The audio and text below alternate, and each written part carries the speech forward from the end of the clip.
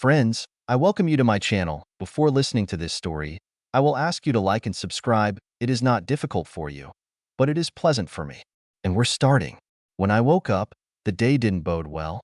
The alarm went off at 5, and my wife Diana reached out to me and put me back down when I started to get out of bed. She kissed me.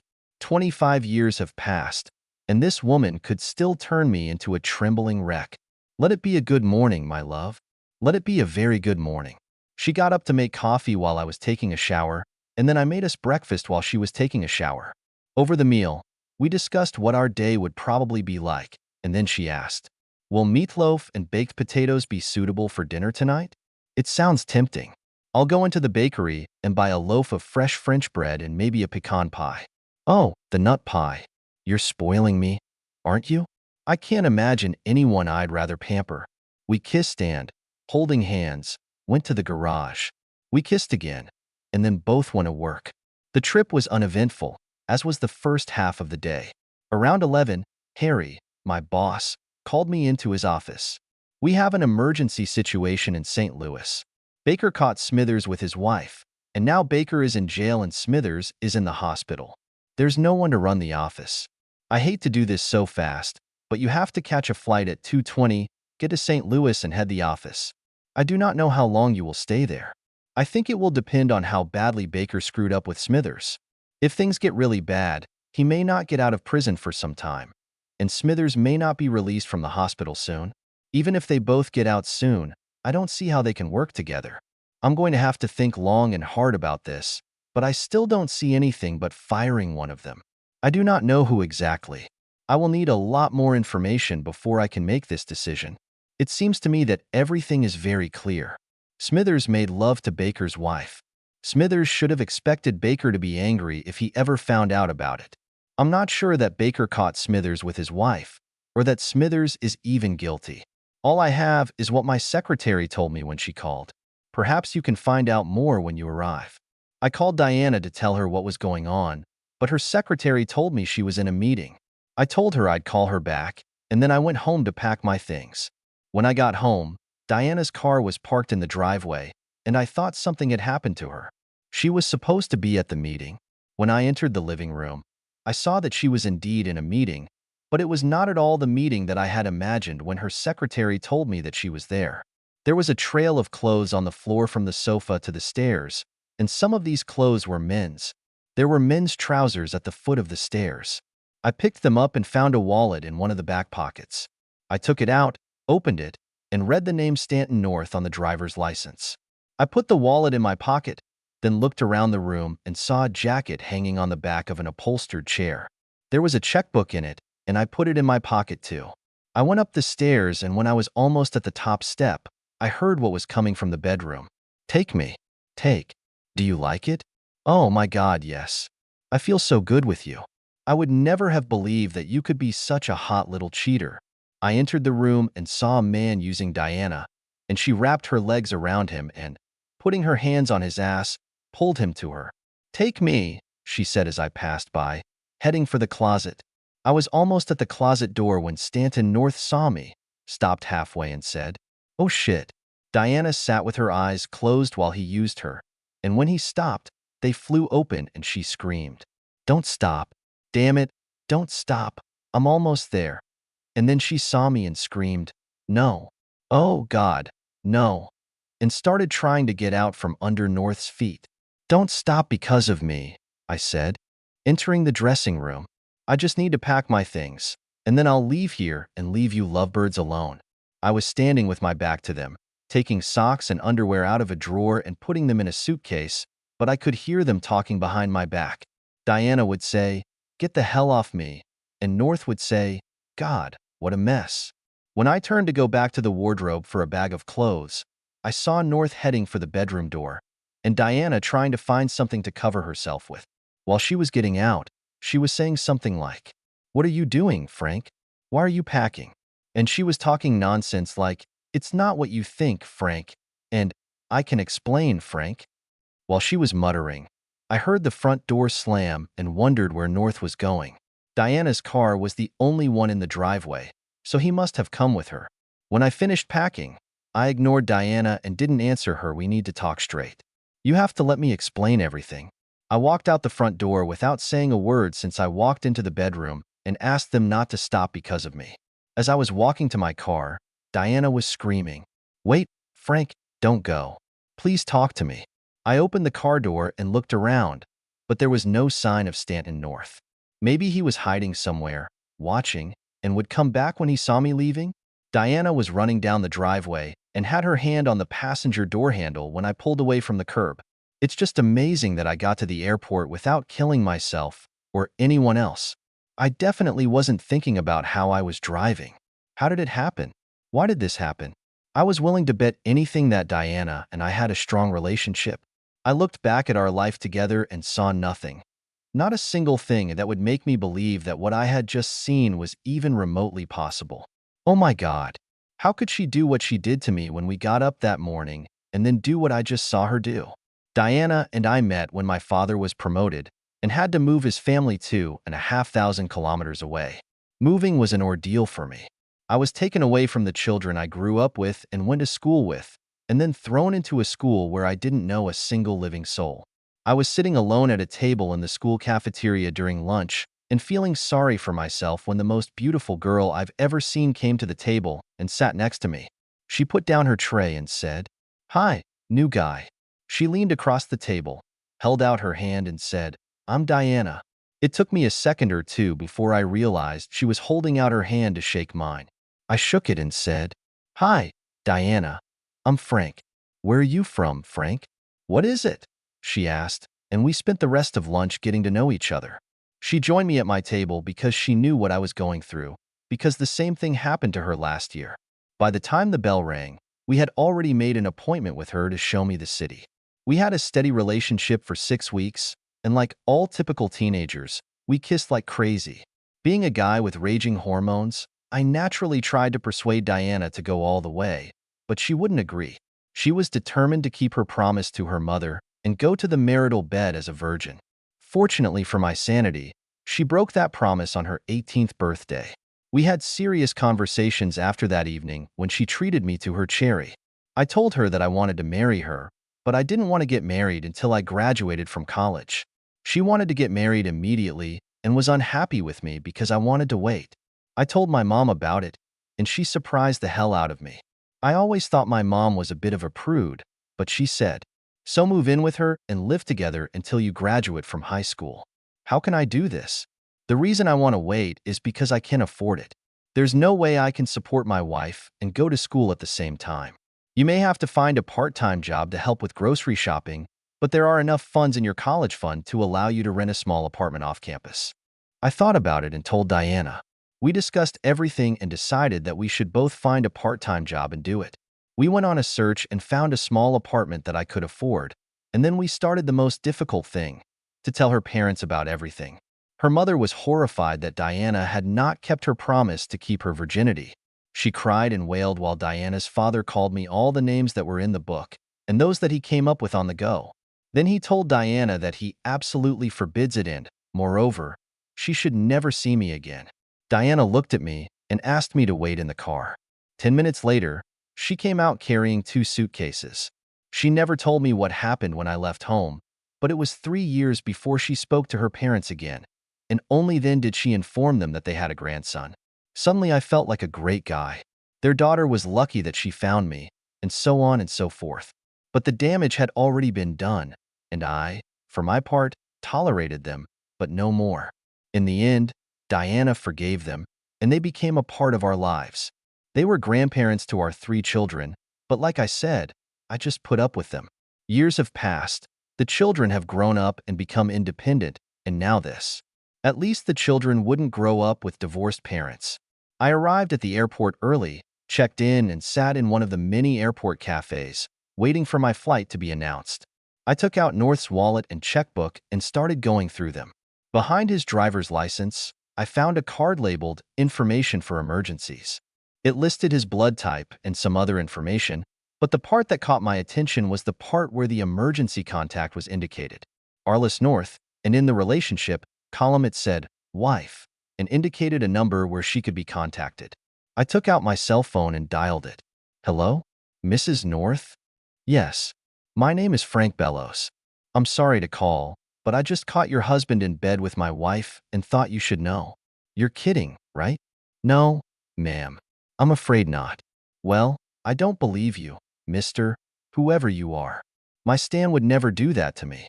I'll tell you what. When he gets home in the evening, ask him if he knows a certain Diana Bellows, and then ask him to show you his wallet and checkbook. He won't be able to, because I have them. I pulled them out of his clothes when I found them on the floor in my living room when I came home early. I'm at the airport right now, waiting for a flight to St. Louis. When I get home, I'll be happy to hand them over to you personally. Are you really serious about this? I'm sorry, but it's true. When will you be back? I don't know. I have to go and replace the person who got sick, and I'll be there until he can get back to work. Could you send me a wallet and a checkbook by mail? I suppose I could, but I'll let you know later.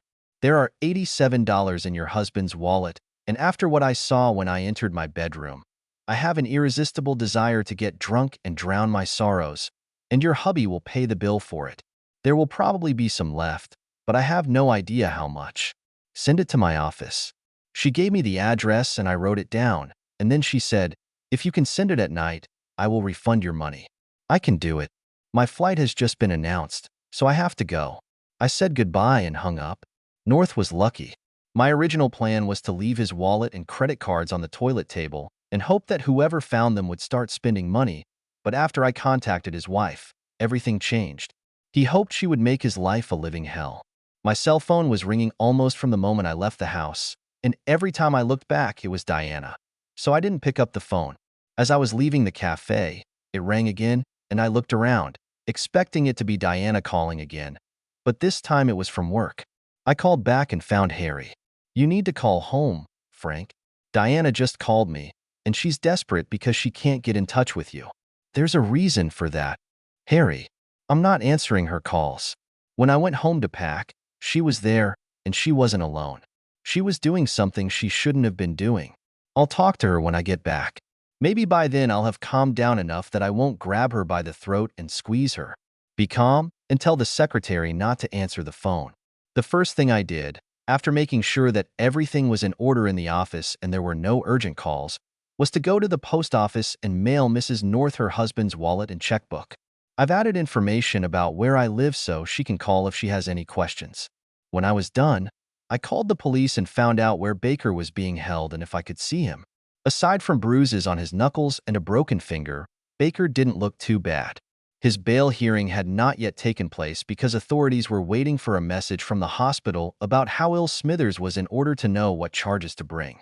I told him about Harry's worries and asked him to tell me a story. It all sounded too familiar. He returned home at lunchtime to pick up something he had forgotten to take with him in the morning and came across Smithers, who was having fun with his wife during that lunch break. While he was beating the life out of Smithers, his wife called 911. Saying that her husband had lost his mind and that she feared for her life. The cops arrived, Smithers went to the hospital, and Baker went to jail. My next stop was the hospital, where I visited Smithers. He had a broken nose, 2 ribs, 2 cracked ribs, and had his right testicle removed. I received from him. It wasn't my fault. She attacked me, and of course I used her. If anyone is to blame here, it's Baker. I didn't feel sorry for him. I called Harry, told him the story, and told him that my recommendation was to fire Smithers from the office unless he found some reason to fire this guy. I told him that I would carefully study the situation in the office and see if I could find something that could be useful to him. Baker's hearing was scheduled for the next day, and bail was set at $250,000.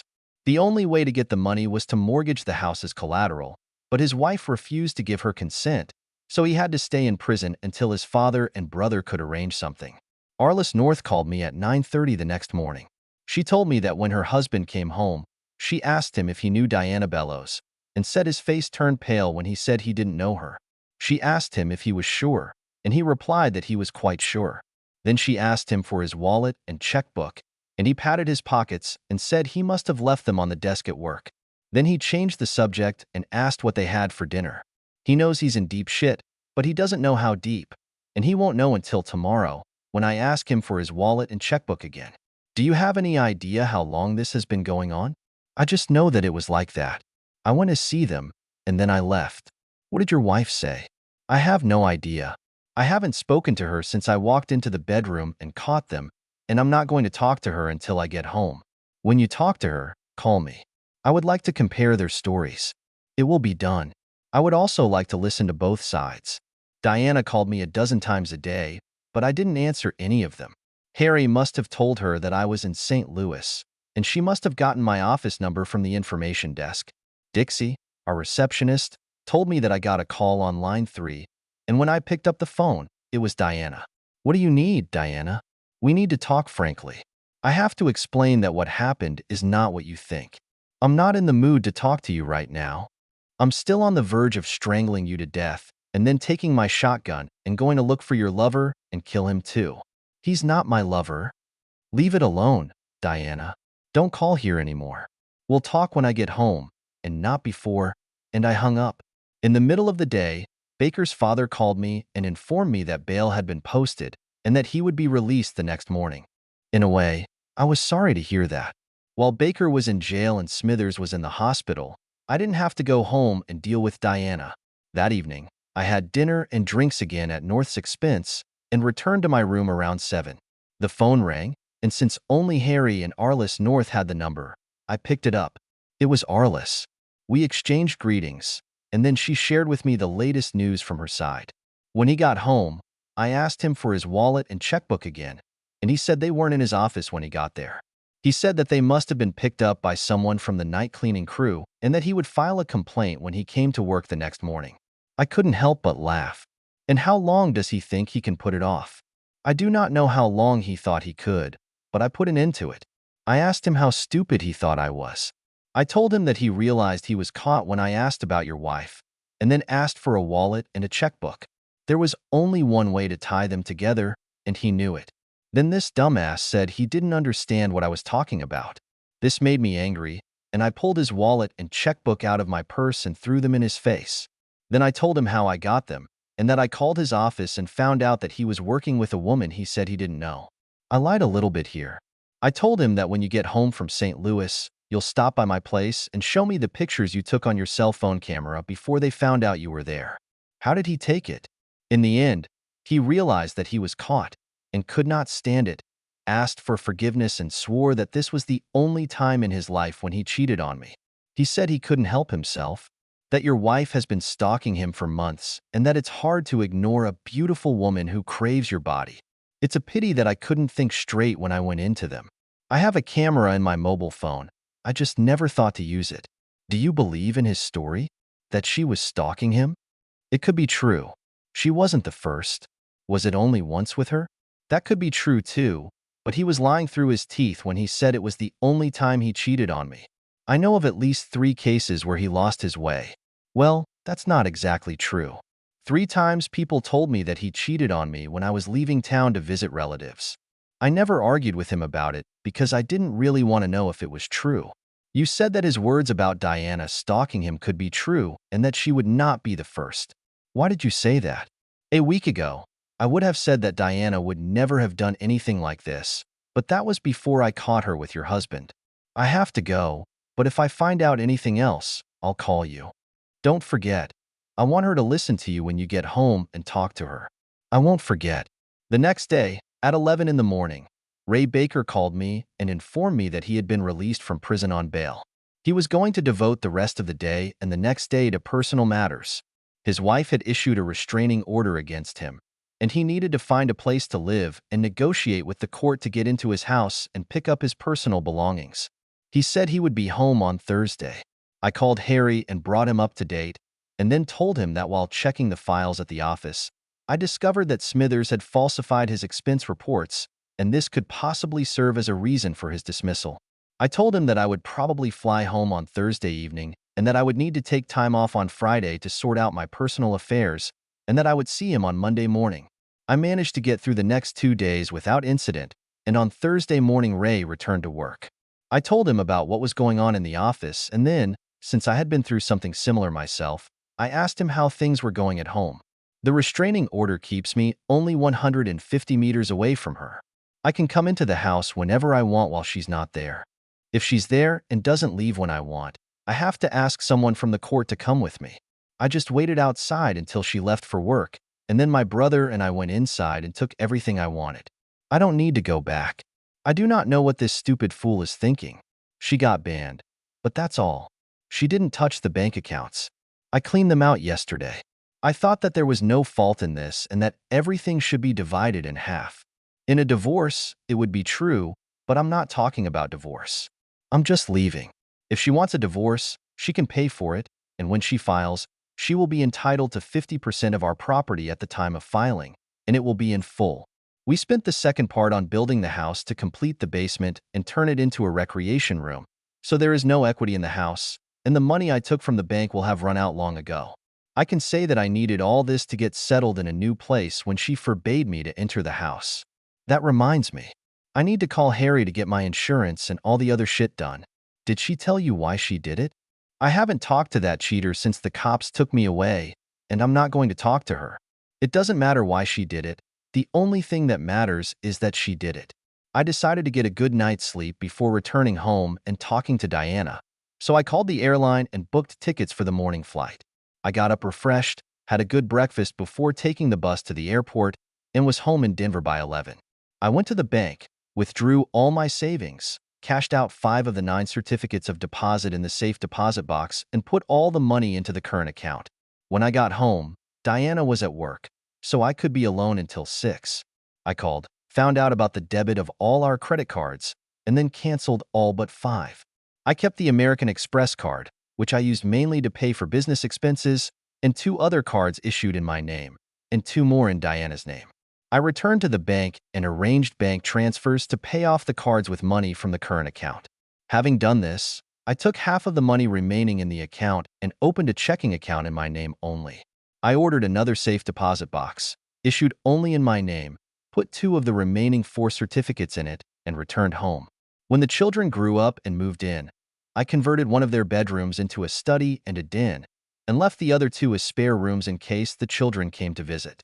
I chose a spare bedroom next to the den and moved all my things there. When Diana returned home, I was already fully populated. I heard Diana come in and call me. Frank? Frank? Where are you? I ignored her when I heard her walking around the house looking for me. Finally, she went upstairs, and I was standing with my back to the door when she came in. Frank? I didn't pay attention to her. Frank? Please, Frank, we need to talk. I turned to face her. Where does it say that I have to talk to an unfaithful cheater? She flinched when I said that, and then I continued. However, we need to talk about finances. Finances? Why? Because your actions have led to the need for change. Go downstairs and sit at the kitchen table, and I'll be down in a minute. She left, and I sorted out the papers I was working on, selected the ones I needed, and then followed Diana into the kitchen and sat down opposite her. While I was away, I had a lot of time to think about what I should do, and in the end I decided not to do anything. I saw the relief on her face when I said that, but it disappeared when I added, by the word nothing, I mean that I will have little or nothing in common with you. I don't see the point in spending money on divorce lawyers, especially since at my age I don't see another marriage in the future, so I don't need the status of a bachelor. If you want to get a divorce, you can go for it and pay for it. Although there are some changes now, I explained everything I've done with credit cards, savings, certificates, and a checking account. You can keep your old safe deposit box, but I would recommend that you open your own current and savings accounts, and we will leave the old joint account in place and call it a family account with me still. But why are you doing it? You know perfectly well why, Diana. So, the family account will be used to cover household expenses. I pushed a piece of paper across the table to her. This is a list of what you need to run a household. House payments, electricity bills, telephone, gas, water and sewerage, taxes, and insurance. From now on, you and I are roommates. From now on, you will need to deposit half of the amount indicated on this document to the household account every month. We will live in the same house, except for 2 rooms. You'll have the master bedroom, and Carol's old room will be my bedroom. Why are you moving into Carol's room? You should be in the master bedroom with me. After what I saw was going on in that room, there's no way I'm going to stay in this room. I'm not going to sleep on this bed, and I'm not going to have anything to do with the woman I saw doing what she was doing on this bed. That's what we need to talk about, Frank. What you saw is not what you think it is. Of course, it was what I think it was. It was you who made love to another man in our house and on our bed. Okay, Frank, but you have to understand that it was just making love. There was no love or affection between us. I was just satisfying my curiosity. I love you, Frank. I have always loved and always will love. What I felt for Stan was just a slight attraction, that's all. It was just once to satisfy my curiosity, and if you hadn't come home, you would never have found out, and it would never have happened again. But that's the problem, Diana. I really came home, and I know, and because I know, it changes everything. You cheated on me, and that means you can't be trusted. If you can't be trusted, it means that everything you say needs to be weighed and analyzed to try to determine whether it's true or false. You say you love me. Can you love me and still betray me? Can you love me and still be disrespectful by bringing another man into my house and then making love to him on my bed? In the same bed that you would have slept in with me that night? How much love and respect would you have shown me by giving me that man's leftovers if I had made love to you that night? No, Diana, you can't be trusted anymore. You're saying it was just one time and it would never happen again. Is it true or false? I can only rely on your words that it's true, but you can't be trusted. It might as well have been the 10th time, and you could have already set a time to do it again. But, and this is the most important thing, even if it's true, you still stabbed me in the back. You broke the promise you made to me when we said our vows, and for what? To satisfy your curiosity? What the hell interested you so much that you were willing to risk your marriage to satisfy that curiosity? Some of the girls from the office met with him and were delighted with how big and elastic he was. I listened to all the stories they told, but I didn't pay much attention to them until he started hitting on me. Even then, it took a while before I started thinking about it. You mean he tried to seduce you? I think it was, but at first I didn't pay much attention to it. But I liked the attention, and what kind of woman doesn't like feeling attractive? At my age, it greatly increased my self-esteem when a man 10 years younger than me paid attention to me. I had lunch with him a couple of times and danced a couple of times when everyone in the office stopped for a drink. It was dancing with him that made me remember the stories I'd heard about him. Once or twice I felt him snuggle up to me, and he really seemed pretty big to me. The more I thought about these stories, the more curious I became. I was a virgin when I met you, and you're the only man I've ever known in terms of betting. I wondered what another man might be like, especially one as big as Stan. He continued to influence me, and I continued to wonder, and in the end I let my curiosity get the better of me. You're saying all the other girls were talking about Stan's size and his abilities in bed? How many other girls are there? There were 7 of them. Did Stan have sex with 7 of them? They said yes. 7 of them are only in your office. This seems to indicate that Stan was quite promiscuous. Have you ever thought that a guy who uses everything that moves might catch some kind of disease in the future? Come on, Frank. If that were the case, he would give them to the girls he made love to, and believe me, if he did, it would be all over the office in a matter of minutes. You might get it and not know it, Diana. In some cases, symptoms may appear for several months. If I were you, I'd go and get tested. The important thing is, Frank, Stan didn't mean anything to me. There was no love between us, and I can't say that there was anything similar between us. When I entered the room, it didn't sound like that at all. You know I like making love, Frank, and you know how loud I get when I make love to you. So I made a little noise. It was because I was making love in the middle of it, not because I had any special feelings for Stan. It was a mistake, Frank. It was a serious mistake, and I'm damn sorry that I made such a mistake, but I can promise you that it will never happen again. I love you, Frank, and you know it. You can't throw away 25 wonderful years because of one mistake. I didn't throw anything away, Diana. It was you who threw everything away when you brought another man into my house and put him in my bed. I got up, left the kitchen, went upstairs to the office and immersed myself in paperwork. I sleep quite lightly, and that night, about an hour after I went to bed, I was woken up by the sound of the bedroom door opening. Diana quietly entered the room and quietly closed the door behind her. She was very surprised when I pushed her away. Leave me alone, Diana. I'm not interested in North's leftovers at all. She got out of bed and left the room in tears. 20 minutes later, I fell asleep, and no one bothered me for the rest of the night. Diana was making coffee in the kitchen when I came down from my morning shower and got ready to go to work. I replied to her, "Good morning, Frank," with an evasive grunt. I ignored her until the coffee was ready, and then I filled my travel mug and went to work. I waited until 10 o'clock before I called Arliss North and told her what I had found out. 7 more girls? That's exactly what she said. Obviously, your husband was an office Romeo. Do you believe in her story? Before I caught her and your husband, I would have believed her if she had told me that the sun was rising in the west now. But after? I don't know. That may be true, or maybe she's just trying to make the best of what she did, making me think it didn't really mean anything. I mean, how do you know? When she was caught, the trust flew out of the window. Everything she says now should be seen as self-serving. Have you already decided what you will do? Our marriage broke up, but in case of divorce, she will have to go through with it herself. My plan at the moment is just to live together. We're going to live as roommates, but that's all. I can't imagine ruining myself financially just because she couldn't put on her panties. What about you? Do you already have a plan? I'm still thinking about it. Stay in touch, Frank. I'll be there, Arliss. Good luck.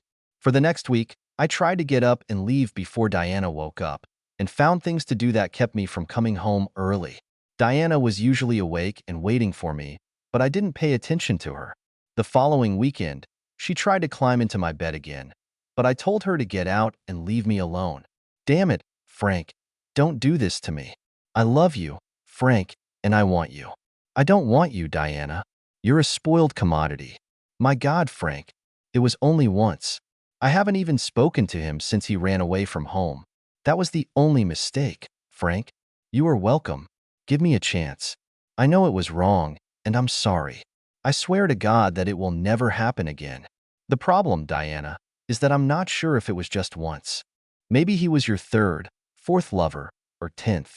Maybe you're still making love to him during your lunch break at the motel. When I caught you with him, you lost all my trust, Diana. And there's no way I'm going to believe you're telling me the truth anymore. Please, Frank.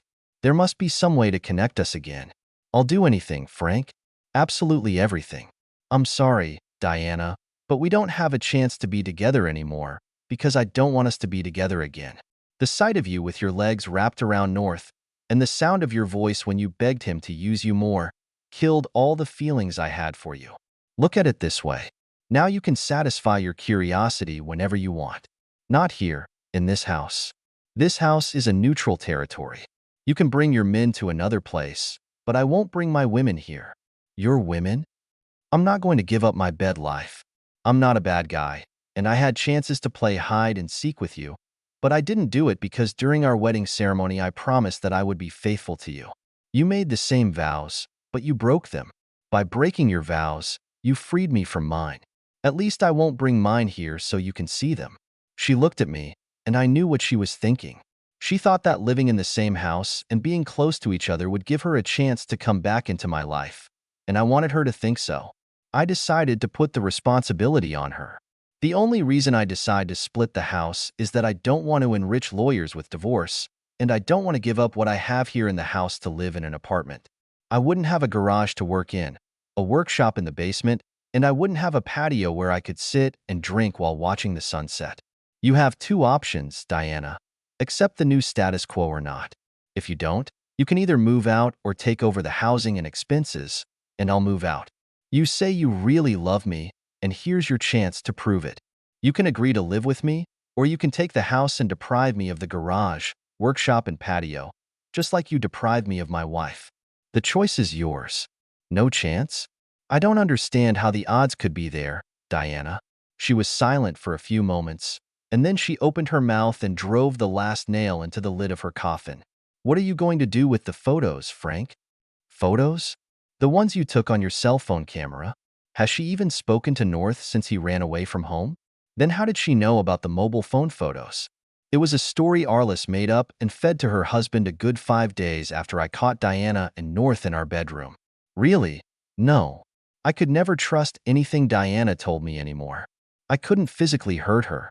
Kicking her out of the house would have cost me more than punishing her, but constantly being around me while I ignored her would have turned her into a mental hell, and that was the best I could hope for. I had no doubt that she loved me, and I knew that she would hold on to me, hoping that in the end she would be able to regain my favor. It wasn't meant to be. I wasn't kidding when I said that seeing her with North killed all my feelings for her. But the longer she hoped, the longer my revenge lasted. Having decided to take revenge on Diana, I turned my attention to Stanton North. The private investigator's report confirmed my suspicions. The fact that his wife and I caught him and found out that he was a traitor didn't stop him one bit. He used 5 women besides his wife. In the 3 weeks that I had a file on him, he did nothing to Diana, but managed to nail 2 of her colleagues. One of them, Mary Ellen Bingham, had a husband who worked the day shift, and every Tuesday and Thursday after work, North visited Mary Ellen at her house on Sunflower Way. He stayed with her for 2 hours and then left. I looked at my watch and saw that if he kept to his schedule, he would be out of the house in 10 minutes. I parked a block away from him. I got out of the car and headed to the Bingham residence, went behind the garage, and when I got there, pulled on latex gloves and a ski mask. Mary Ellen had a 3-car garage, and when North came to visit, he drove into the garage, parked and closed the garage door so that the neighbors would not start chatting about Mary Ellen's visitor. We don't want the rumors to get to Mary Ellen's husband, do we? I used a small lock pick to pick the lock on the back door of the garage and waited for the door leading into the house to open and North to come out. Mary Ellen stood in the doorway and watched North walk to his car. 50,000 volts from the stun gun had him writhing on the garage floor, and before Mary Ellen could scream, I said in what I hoped was a changed voice, "Scream or call the police, and your hubby will know what's going on. Your best bet is to go back inside and pretend that nothing is happening. I won't kill him, but you can be sure that the other husband he stabbed in the back will take revenge." She jumped back and slammed the door. Mary Ellen knew me from the picnics and Christmas parties Diana took me to, but I was counting on a ski mask and an altered voice so she wouldn't find out who was using her boyfriend. I couldn't count on her not calling the police, so I had to hurry. I pulled North's pants off, and believe me when I say it's not easy to pull the pants off a guy who's convulsing. As soon as I pulled off his pants, I got my revenge. I kicked him in the ribs twice, just like that, and then I took his wallet and checkbook and left. I didn't hear the sirens, so maybe Mary Ellen didn't call the police. As I left, I thought about what I had just done. I had no idea how much damage the taser would do, if at all, and whether there would be any consequences, but I can honestly say that I liked all of North's screams when the taser charge pierced him. I never found out how Mary Ellen felt about this deal. Was she able to get North out of there and leave her husband in the dark? Or did she have to call medical help for North and explain to her hubby that there should be an ambulance in the house? Still wearing latex gloves, I put my wallet and checkbook in a pre-prepared package and sent it to Arliss at her office. There was no note attached to the letter, and I would deny that I knew anything about it. But when her husband returned home in a serious condition, and then his wallet arrived in the mail, she thought she knew who did it. 3 weeks after my little party with North, Arliss called me. "Are you busy at lunch?" I didn't have any plans yet. "Why are you asking?" "I think it's time for us to talk face to face. How about going to the Lido at noon? I will be a red-haired girl who anxiously looks at every man who enters, trying to figure out which one of them you are." It's noon now. I didn't see her peering anxiously at the faces, but she was easy to spot, as she was the only red-haired girl in this establishment sitting alone. North was a real idiot for cheating on her. She was stunningly beautiful. I went over to her table. "Mrs. North?" "No, Frank, I'm Arliss. You haven't called me Mrs. North since our first phone conversation." I sat down opposite her and asked, "May I ask what prompted you to invite me to lunch?" "I just wanted to get a better look at the man who continues to ruin my life." "Am I ruining your life? How do I do this?" "First you made me pull my head out of the sand and admit what I was pretty sure he was doing, but hoped he wasn't. Then, after I let him talk me into giving him another chance, you took away the best thing he had." "I don't understand." "Of course you do. Stan is a good breadwinner and a pretty decent father to our children, but the best thing he had was that he was great in bed. Did you notice that I said, 'was'? And I took it away from him? How did I do it? Don't play innocent with me, Frank. We both know who did something to Stan's private parts." "I have no idea what you're talking about." "Of course you don't understand. Anyway, ever since you did something to him, he hasn't been able to come to his senses, and don't bullshit me about not understanding what I'm talking about. Mail-order wallets are kind of your trademark. Just at that moment, the waitress came over to take our order. When Arliss ordered a salad and iced tea, I appreciated her. Yes, indeed. Her husband was an idiot for not staying at home. Arliss was not only great, but also quite smart, as I quickly found out. So what? What is it? She asked. So what? Did I pass the exam? What are you talking about now? What? Shouldn't I have noticed that you were looking at me just now? I was caught and I knew it, so I just smiled stupidly at her and asked, Who? Me? Yes, you, and I hope that you will like what you see, because the real reason for this little meeting is to offer it to you. I don't know what my expression told her, but she continued. I'm a very handsome man with a very strong attraction, and since you took my toy away from me, I think it's only fair that you take over his duties. It took me by surprise, and I didn't know what to say. She smiled at me and said, I bet you didn't expect that, did you? To be honest, it never occurred to me. Well, Frank, that's how I see it. You've deprived me of a bed partner, so it's only fair that you take his place, and secondly, what could be a more appropriate way to get back at your wife and my husband? I do not know, Arliss. The suggestion is great, but I'm not sure if it's a good idea. The situation I'm in right now could get worse if I give Diana grounds to file for divorce. You're not divorcing her? I explained what I was doing and she laughed. You're angry, aren't you? But don't worry. I'm not going to advertise it. Are you serious about this? Of course. That's how my affair with Arliss North began. It has been going on for more than a year and, apparently, is not going to end anytime soon. Her husband still does not have an erection. The doctors say there's no physical reason why he couldn't use it, so his problem is probably psychological. Arliss says he will give him until the end of the year, and then if he still can't use it, he will be a thing of the past. As far as I know, Diana hasn't dated anyone, but she understands perfectly well that I'm dating someone, but she has no idea who. The realization that I'm making love to another woman kills her, but she keeps hoping for a miracle that will never happen. I couldn't have asked for a better revenge. End.